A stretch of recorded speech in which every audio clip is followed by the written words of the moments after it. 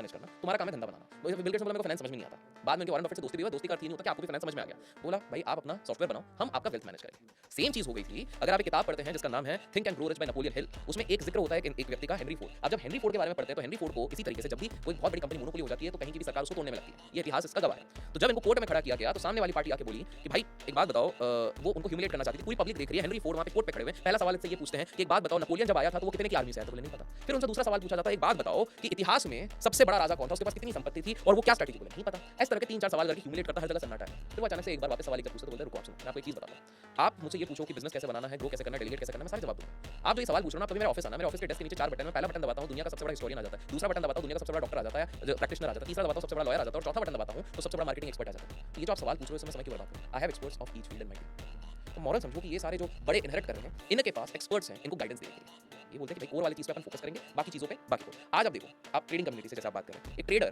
लाख रुपए के भी अगर प्रॉफिट कमाएगा, 1.5 लाख के भी साल भर में प्रॉफिट कमाएगा ना, एक सीए रखने में उसका खर्च आती है कि मैं क्यों दूं कुछ thousands for that CA. Why don't you understand? आपकी स्पेशलिटी